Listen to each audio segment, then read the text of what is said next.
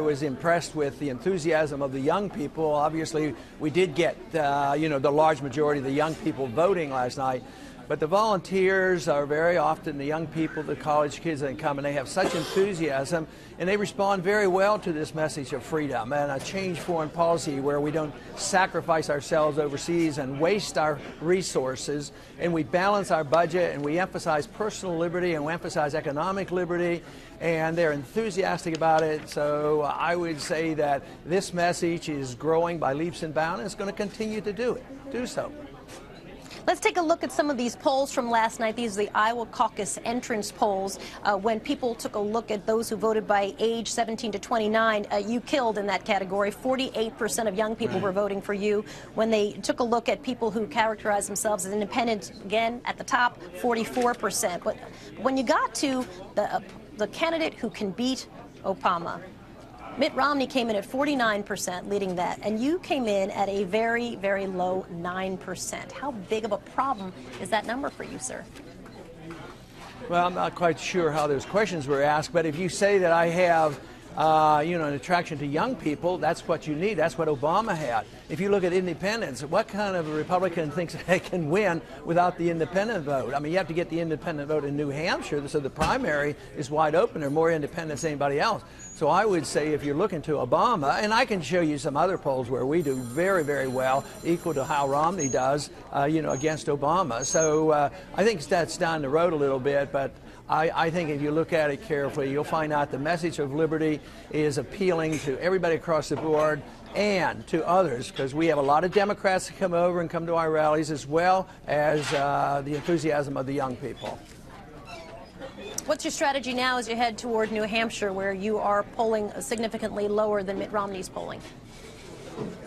Yeah, but I think we're in second place, and that's a good place to start. So I think we're going to have some momentum, and we're going to continue to do what we're doing. It's a live free or die state. They're very freedom oriented, so that message will spread there, and I'm confident we're going to do quite well.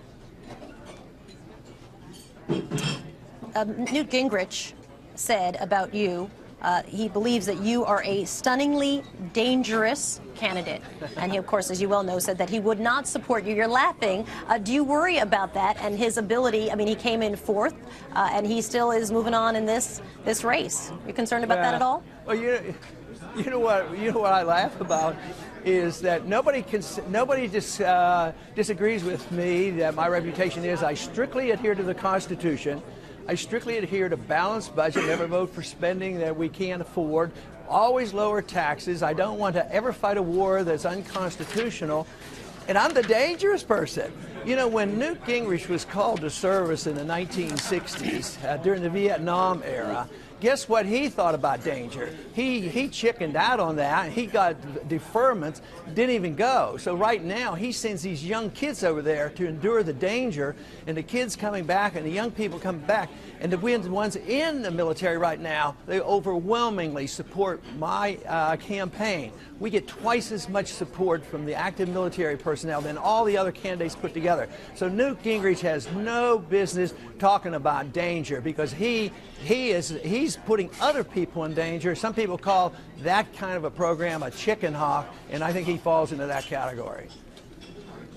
When you look at your position on illegal drugs, and I think we have a graphic that we can show folks, your position is you would eliminate the war on drugs, you would eliminate most federal drug laws. You've spoken about that a lot. Social conservatives may have a very hard time with that. What's going to be your challenge there? Are you going to be able to maintain that position and win some social conservatives who make up a big part of the Republican Party? Well, yeah, that is my position. It's not exactly as you cited, but I came in pretty good in a very, very socially conservative state, so that tells you it's a very popular position. We have not had a federal war on drugs in our entire history. But just to say it's legalized is not the case. I take a constitutional approach where the states regulate it, sort of like they do with alcohol. And this war on drugs has been a detriment to personal liberty. It has been a real abuse of liberty. Our prisons are full with people who have used drugs who should be treated as patients, and they're nonviolent. Someday we're going to wake up and find out that prohibition we are following right now with drugs is no more successful, maybe a lot less successful than the prohibition of alcohol was in the 20s. So people are waking up to this. This has not been harmful. I have a very conservative district in Texas. They've known my position, and they strongly support my position.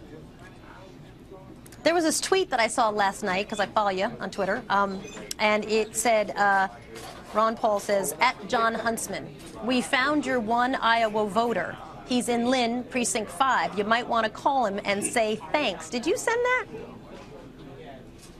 Well, I didn't quite understand even what you just read, but obviously I didn't send it, so I don't even understand. I'm sorry I didn't get the whole message there about John Huntsman. I haven't talked about John Huntsman in a long time, so I don't know what's going on there.